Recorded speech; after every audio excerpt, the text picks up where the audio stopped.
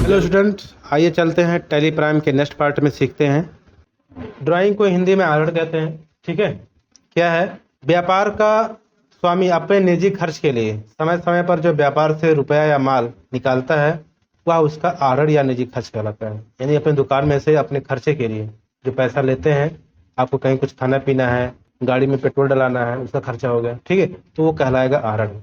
या फिर आपका कंप्यूटर का दुकान है, आपको जो कंप्यूटर का दुकान है उसी में आप कंप्यूटर में काम भी करते हो, माउस खराब हो गया तो अपने दुकान से माउस अपने सिस्टम में यूज कर लियो, वो क्या है? आर्डर है, तो आपका सेल्स नहीं माना जाएगा। ठीक है, उसको आर्डर कहते हैं। एग्जाम्पल में मान लीजिए एक कपड़े का व्यापारी है, व्यापार से परिवार के सदस्यों के लिए 600 रुपये का कपड़ा ले लिया, उसका वह आर्डर कहलाएगा, विक्रय नहीं माना जाएगा। ठीक है, यानी आप कपड़े का दुकान आपके पास है और आपके घर वालों को किसी को जरूरत पड़ गया कपड़ा, ठीक है, आपको लेना है, तो क्या करेंगे? दूसरी यहाँ थोड़े जाएंगे, अपने दुकान से निकाल कर देंगे। तो जो आप कपड़ा निकाल कर दोगे अपने परिवार को, वो सदस्य को, वो आपका विक्रय नहीं माना जाएगा। क्या माना जाएगा? ड्राइंग माना जाएगा, आहरण माना जाएगा। गुड्स क्या है? यानी कि माल उस वस्तु को कहते हैं जिसका क्रय विक्रय या व्यापार किया जाता है। यानी आपका 3 कैटेगरी में आता है, कच्चा माल, पक्का माल और अर्धनिर्मित माल। तो कच्चा माल जैसे मान लीजिए आपका गन्ने का अगर फैक्ट्री है तो गन्ना क्या है? कच्चा माल है। अर्धनिर्मित क्या होगा? आपका जो चीनी आपका जब आपका बनना स्टार्ट होता है वहां से लेकर के जब तक बन नहीं जाता है आपका अर्धनिर्मित माल है। ठीक है, जब चीनी बन के तैयार हो जाती है तो पक्का माल हो गया। अगर कपड़े की फैक्ट्री में है, अब यहाँ बस के द्वारा खरीदा गया कपड़ा पक्का माल है। ठीक है, चीनी मिल द्वारा खरीदा गया गन्ना कच्चा माल है। निर्मित शक्कर पक्का माल है। फर्नीचर बनाने के लिए खरीदा गया लकड़ी आपका कच्चा माल है। तैयार फर्नीचर पक्का माल है। ये सब माल के अंतर्गत आएंगे। परचेज क्या है? इसका रूल्स क्या है? पुनः विक्रय के उद्देश्य से व्यापार में खरीदा गया माल क्रय विक्रय या खरीदी कहा जाता है। व्यापार में माल उधार या नगद दोनों हो सकते हैं। यानी कि अगर कोई सामान आप खरीदते हैं तो अगर बेचते नहीं है तो परचेज नहीं माना जाएगा। अगर उसको बेचने के उद्देश्य से खरीद रहे हैं तब उसको परचेज माना जाएगा। अभी मान लीजिए आपका लैपटॉप है, आप लैपटॉप के दुकान पे जाएंगे, लैपटॉप खरीद के लाएंगे, घर पे यूज करेंगे तो आपका परचेज नहीं माना जाएगा। लेकिन ये लैपटॉप खरीद कर आप बेचते हैं तो आपका परचेज माना जाएगा। उदाहरण के लिए यदि कोई कपड़ा व्यापारी व्यापार के लिए कपड़ा खरीदा है तो यह क्रय के अंतर्गत आएगा। यदि वह अपनी दुकान के संचालन के लिए खरीदा है, परचेज नहीं माना जाएगा।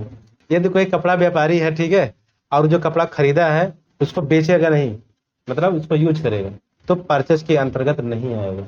तो यह क्रय या परचेज के अंतर्गत नहीं आएगा क्योंकि यह फर्नीचर वह दुकान के संचालन के लिए खरीदा है, बेचने के लिए नहीं। अगर कोई चीज खरीद करके आप बेच देते हैं तो परचेज माना जाएगा।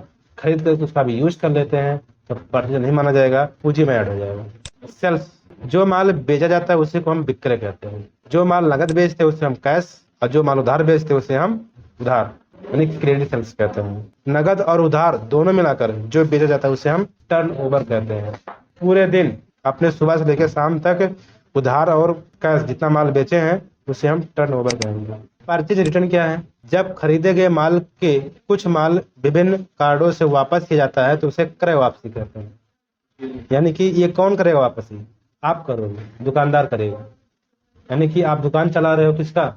मान लेते कपड़े का, ठीक है, तो आपके दुकान पे कपड़ा कहाँ से आया? कहीं से खरीद के लाए होगे आपने, तो आपने खरीद के ला के दुकान पे रखा, आपको पता चला कि 4 पीस कपड़ा मेरा बेकार है, तो आप वापस करने जाओगे, इस कार्ड परचेज रिटर्न।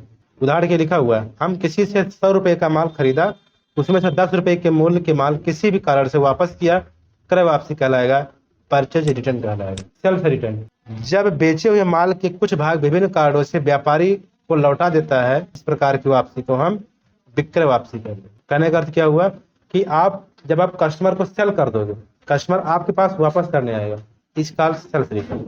हम लोगों ने किसी को 100 रुपए का माल बेचा, किसी कारण से 10 रुपए के माल को हमें वापस लौटा दिया, सेल्फ रिटर्न कहलाएगा।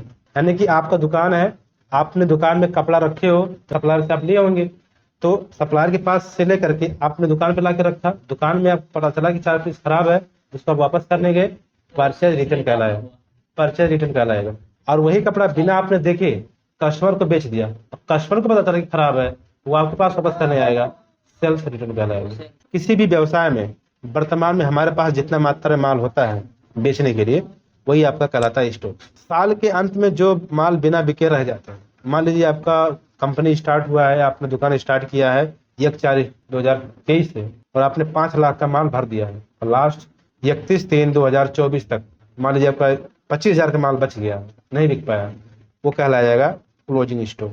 अब वही 1/4/2024 को यानी कि साल के अंत में, और वही आपका साल के पहले दिन ओपनिंग स्टॉक के नाम से जाना जाएगा। जब आपका 25,000 बच गया था तो 31 तारीख तक का क्या हो जाएगा, क्लोजिंग स्टॉक। अब पहले तारीख 1/4 को यानी 1 अप्रैल को क्या माना जाएगा, उसको ओपनिंग स्टॉक।